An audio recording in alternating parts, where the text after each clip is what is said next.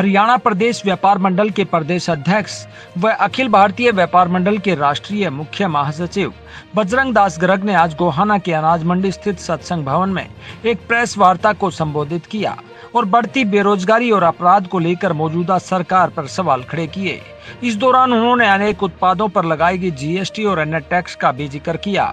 उन्होंने बढ़ते अपराध का जिक्र करते हुए कहा कि अपराधी जेल में बैठकर मोबाइल के माध्यम से संगठित अपराध चला रहे हैं, दिन दहाड़े फायरिंग कर रहे हैं और सरकार कुछ नहीं कर रही। उन्होंने सवाल किया कि ऐसे में पुलिस विभाग और जेल विभाग क्या कर रहा है। उन्होंने कहा कि अपराधियों में कोई डर नहीं रह गया। इस दौरान उन्होंने पुलिस को खुले हाथ देने की वकालत की। इस दौरान उन्होंने कहा कि बेरोजगारी दूर करने के लिए व्यापारियों को टैक्स में छूट देने की जरूरत है, जो छूट सरकार नहीं दे रही। उन्होंने कहा कि आम उपयोग में आने वाली चीजों, दूध, दही, कपड़ा जैसी चीजों पर टैक्स नहीं था, सरकार ने उस पर भी टैक्स लगा दिया। उन्होंने बताया कि व्यापारियों को 2.5% कमीशन मिलता था, जो धान और गेहूं पर कम कर दिया गया। नरमा, सरसों पर बिल्कुल खत्म कर दिया गया। उन्होंने कहा कि महंगाई तो पहले से 3 गुना बढ़ गई, मगर दामी बढ़ने की बजाय खत्म की जा रही है। उन्होंने कहा कि हमारी यही तो मांग है कि पूरी दामी मिले, ऑनलाइन की बजाय ऑफलाइन अनाज की परचेज हो, जिससे किसान भी बचेगा और व्यापारी भी। इस दौरान उन्होंने कटाक्ष करते हुए कहा कि हर लबाद के लिए तो व्यापारी, लेकिन जब व्यापारी को जरूरत हो तो सरकार के पास पैसे खत्म हो जाते हैं। उन्होंने कहा कि व्यापारियों के मुद्दों को लेकर 11 तारीख को राज्य स्तरीय प्रतिनिधि सम्मेलन पानीपत के आर्य कॉलेज में बुलाया गया है, जिसमें हर ट्रेड के व्यापारी लोग भाग लेंगे और आगे का फैसला लेंगे। इस दौरान उन्होंने कहा कि व्यापारियों के हितों के लिए इस सम्मेलन में कोई भी पार्टी और व्यक्ति भाग ले सकता है। इस दौरान उन्होंने पत्रकारों के सवालों का जवाब देते हुए और क्या कहा, देखिए एक रिपोर्ट। सबसे मोटी समस्या व्यापार में उद्योग के लिए हरियाणा में आई हुई है। वैसे पूरे देश के अंदर समस्या है। आज व्यापार में उद्योग ना होने कारण, पिछड़ने के कारण जो हमारे लाखों युवा बेरोजगार घूम रहे हैं। सबसे मोटी बात यह है, आज पढ़ा लिखा युवा उच्च शिक्षा प्राप्त करने के बावजूद भी उन्हें पीएन तक की नौकरी नहीं मिलती, और जिसके कारण लगातार हरियाणा में क्राइम बढ़ रहा है। आपके सामने दिन दहाड़े अपराधी फायरिंग करके होती मांग रहे, मंथली मांग रहे, लूटपाट हो रही है, हत्याएं हो रही है। अपराधी जेल में बैठा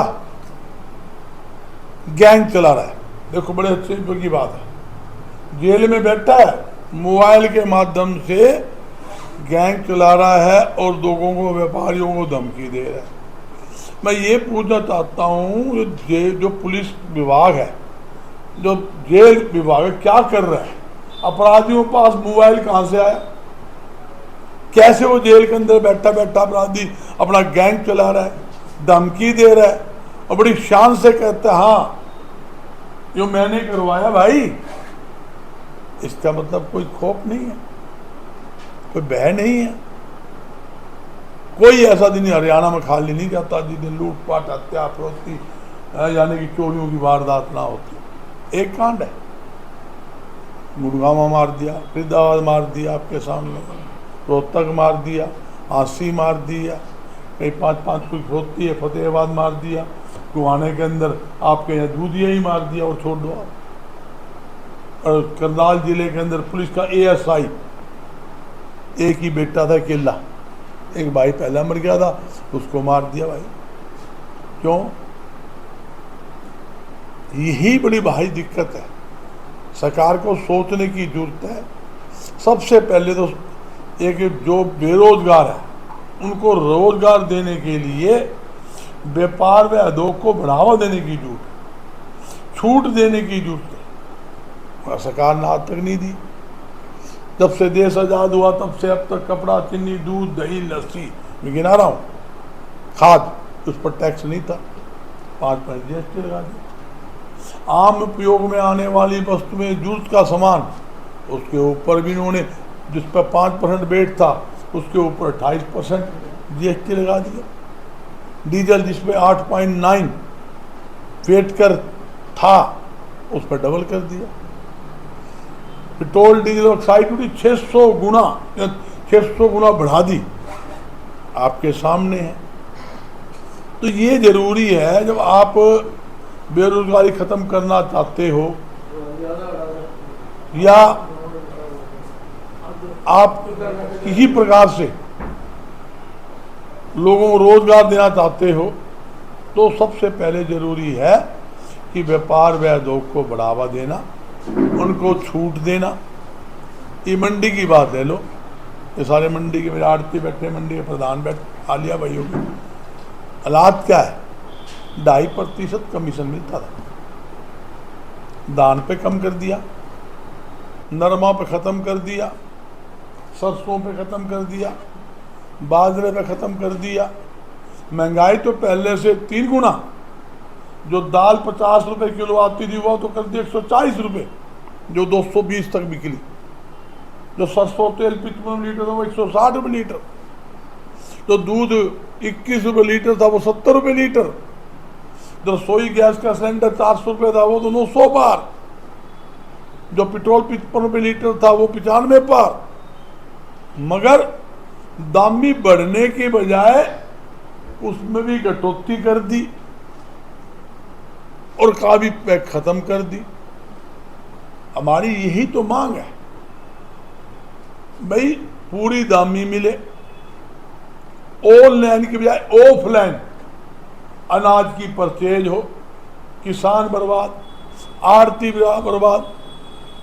किसी ने 200 क्विंटल सरसों लिया आया मंडी में,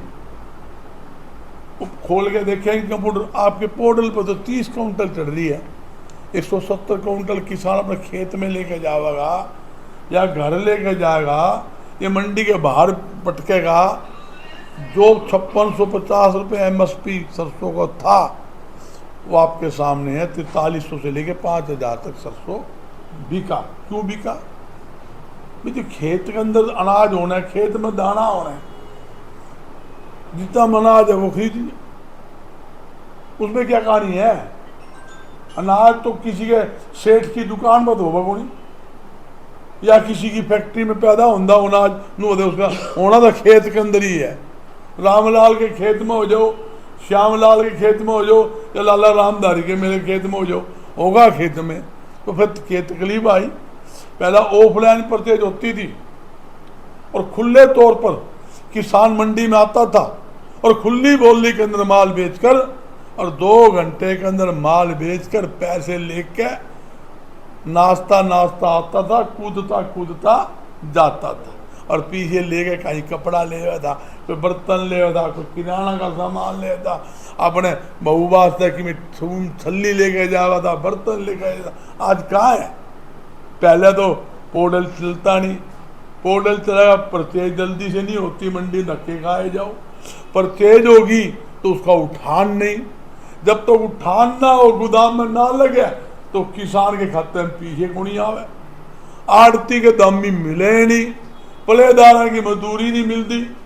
ये पोर्टल जो है ये किसान, आड़ती और पलेदारों को बर्बाद करने वाला पोर्टल है। ये खत्म होना चाहिए। प्रॉपर्टी आईडी खत्म होनी चाहिए। परिवार पहचान पत्र ये भी खत्म होना चाहिए। और एक बात तो बताता हूँ, आपने देखा पहले चारों तरफ गांवों में छोटे छोटे उद्योग होते थे और यहाँ का महसूस था निवार का उद्योग। मैं जहाँ घुमाना बैठा हूँ, बस दूर दूर तक निवार जाता था। विनोद भी माल लेके निवार बेचने जा रहा हूँ भाई, बराबर गाड़ी इसकी जाएगा। हमने सोचते निवार पहले पलंग, निवार, नमकीन, कूलर, पंखे, हैंडलूम, दुनिया भर के कामों के अंदर यानी कि आप सर्फ तेल लगा लो, साबुन लगा लो, सर्फ तक बनता था। आज कहाँ है? 80% उद्योग बंद हो गए। सुविधा नहीं है। सुविधा दोगे तो मैं आपके चैनल के माध्यम से दावा करता हूँ हरियाणा में एक भी बेरोजगार हम रहने नहीं देंगे। 100% बेरोजगारों को रोजगार देंगे। सरकार ने अगर 500 आदमी की भर्ती करनी है तो कई साल लगा दे भाई। पहले तो उसकी वो भर्ती निकालेंगे, फिर फार्म लेंगे। 500 आदमी के ऊपर 5 लाख फार्म आ जाए, और फार्म इंटरव्यू होने से पहले वो पेपर बिक जाए, पेपर लीक हो जाए, वो कैंसिल हो जाए। जब किसी सेठ ने फैक्ट्री लगानी है, उन्होंने घुमाने में लगा ली एक फैक्ट्री, और मन ने 10 आदमी की जरूरत है या मैंने 2 आदमी की जरूरत है, तो मन ने किसी परमिट कोटा कौन लेना।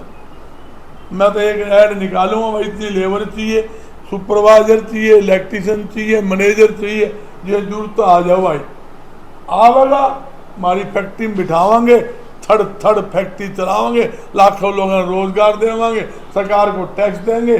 सरकार को चाहिए हर चीज़ पर छूट दे रहे हैं, तो आड़ती ने, व्यापारी ने, उद्योगपति मोरनी के भट्ठा मार रखा है, सारे खर्चे मारते हैं।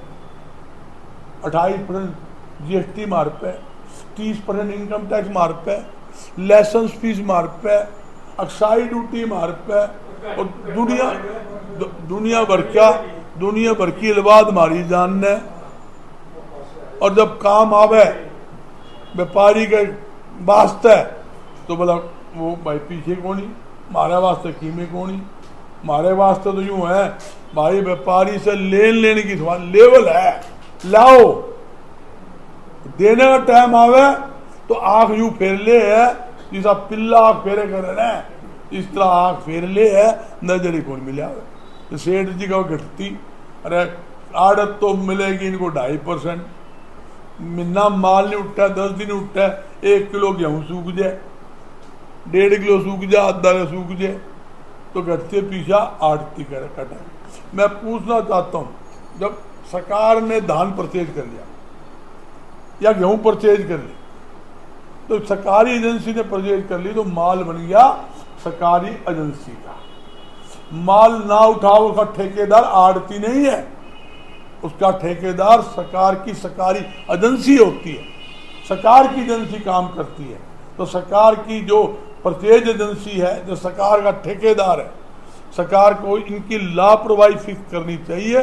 घटती का पैसा या तो ठेकेदार से ले, या खरीद एजेंसी के जो अधिकारी है जिसकी लापरवाही से लेट उठा है, और लेट होने के कारण जो अनाज में कटती आई है, उसका पैसा आड़ती के ना कट के उनका कटना चाहिए। और साथ में मैं एक बात और कहता हूँ, जो व्यापारी है, उद्योगपति है, उनको बिजली के बिलों में, अगर आप कोई उद्योग को बढ़ाओ दें, बिजली के बिलों में 50% सब्सिडी देनी चाहिए। साथ साथ और GST जो भारी भरकम टैक्स, जो मैंने बताया आपको 28% टैक्स होते हैं, गरीबों के मुंह, आम जनता की जेब में डाका डालना का काम है। एक आदमी 1000 का सामान लिया हुआ, 280 तो GST देने पड़ा, बताओ। और फंडे अलग बात की है तुम क्या इतना तो भारी टैक्स हो, 2%, 5%, 10%, गणा 12% हो जाए, ये थोड़ी है कि आप एक नया कानून केंद्र सरकार ने और बढ़ा दिया। आपने की प्रॉपर्टी 20 साल पहले ले ली, वो 5 लाख रुपए की प्रॉपर्टी थी, 20 साल में 50 लाख की होगी, 45 लाख के ऊपर आपको इनकम टैक्स लगेगा। जो कैपिटल छूट थी ना, वो खत्म कर दी। पहला जो होता था 5 लाख के बाद 1 साल में इतने बन गया, 2 साल में इतने बन गए, जो बढ़ते बढ़ते बढ़ते वो रेंज आ जाती थी 20 साल बाद 40 लाख की, तो हमें 10 लाख के ऊपर बस्ता टैक्स नहीं, नहीं हम पूरे पे टैक्स लेंगे। ये नए नए कानून बनाकर जनता के जेबों में डाका डालने का काम हो रहा है। मैं एक बात पूछता हूँ, चलो सरकार ये बता दे भाई, 1 रुपए की सुविधा या 1 रुपए की रियायत दी हो, सब्जी फल के ऊपर मार्केट फीस, ये सारे गुवाने के साथ इनके माध्यम से कम हटी थी, इन्होंने ही मांग की थी भी सब्जी फल के ऊपर मार्केट फीस हटाओ भाई, तो वो हटवाई, आज सब्जी फल पर मार्केट फीस लगा दी। गरीब आदमी क्या खाओगा, दाल और सब्जी के साथ रोटी नहीं खा सकता गरीब आदमी। ये बड़ी भारी दिक्कतें आज के टाइम आई हुई, इसलिए हम फिर रहे हैं। और 11 तारीख को हमने राज्य स्तरीय व्यापारी प्रतिनिधि सम्मेलन आपके पड़ोस पानीपत में बुला रखा है, आर्य कॉलेज में बुला रखा है। पूरे हरियाणा के जितने भी ट्रेड, हर ट्रेड का व्यापारी प्रतिनिधि उस सम्मेलन में भाग लेंगे। हमारे जिले के प्रधान, शहरी प्रधान, ब्लॉक प्रधान, स्टेट के ओहदेदार सारे उसके अंदर भाग लेंगे। जो भी व्यापारी समस्या होगी उसको अंदर हम चेक करके ने उसको आगे जो भी होगा समाधान कराने। पार्टी सारी पार्टी हमारे सत्य विरोधी का व्यापारी है, सारी पार्टी हमारे साथ है। हमारी कोई पार्टी दोनों चाहो व्यापारी काम हो जाओ। ये मान लो स्पीकर घुमाना फायरिंग करी, कोई पार्टी देखी किसी ने? ये कौन सी जाति है, कौन सी पार्टी है? सब मैं बता रहा हूँ, सारी पार्टी एक है। हमारा खुला दरबार है, सारे आओ सारे जाओ। हम तो चाहवा काम हो जाओ। जैसे ये मान लो जहाँ तकलीफें आ रही है, सरकार अगर टैक्स कम करेगी उसमें कोई पार्टी बाजी नहीं होती। लगाएगी तो सबका लगना, हटेगा सबका लगना। हमने सबकी साझी लड़ाई जो है वो लड़ रहे हैं, वो लड़ेंगे, उसमें कोई दो राय नहीं। ये एक बहुत बड़ी, मैं आपको बताता हूँ, समस्या है, इतनी भारी समस्या है। मैं आपके सामने खुले कहता हूँ, जो आपने देखा होगा 2005 में क्या हुआ, जब अपराधियों ने सिर उठाया, इलाज नहीं हुआ उनका। ये जो घुमाना जलेबी वाला लगा था इसार के अंदर, उन्होंने फायरिंग करवाई थी। मैं अंदर शोरूम में 5 करोड़ मांगे, फिर 2 करोड़ मांगे, फिर 2 करोड़। तो वही तो आदमी है जो पुलिस ने पकड़ रखा है, और तीन का पुर्जा फिट भी हुआ है। लेकिन सरकार कह रही है कि उन्होंने कठोर कार्रवाई करते हुए एनकाउंटर भी की है। एक बात सुन लियो, सरकार ने करे। करनाल के अंदर पुलिस का एक ASI जवान, एक ही बेटा था, पहला भाई मर गया था, दूसरा बेटा वो शहीद हुआ। और कितने पुलिस वाले मरे। अगर 10 साल हो गए, ये तो व्यापारी और आम जनता खड़ी हुई, जब देखा जान तो जानी है, आज ले लो कल ले लो। गिद्दड़ की मौत क्यों मरो भाई, हैं? जब पूरा हरियाणा एक तरफा खड़ा हुआ, हरियाणा बंद की काल तक हो गई थी। हिसार बीड़ी का बंडल नहीं मिला, RC के अंदर बंद, सरसा बंद, आपका घुमाना बंद। ये पकड़े गए, जो जिसने फरोख्ती मांगी तो इंग्लैंड से ढाका लाए। पहले कौन ढाका लाए भाई? जब पुलिस वाले जब छाती पे गोली मारे थे ना, तो सिर पर गोली मारे थे। उनसे पूछो, उन जवानों से पूछो, वो भी किसी के बेटे हैं। मैं कहना चाहता हूं, ये पुलिस वाले जिन्होंने जो काम किए हैं, मैं आज क्या कहता हूं, सरकार खुले हाथ कर दे। बस सरकार नू कह दे भाई, पुलिस जाने बदमाश जाने। दावे के साथ कहता हूं, हरियाणा में एक बदमाश कॉलर भी खड़ा कर दे तो मुझे पकड़ लेना। कमजोर नहीं है हमारी पुलिस, कमजोर नहीं है। मगर कमजोर कौन है आप समझते हो? इनके हाथ बांध देते हैं,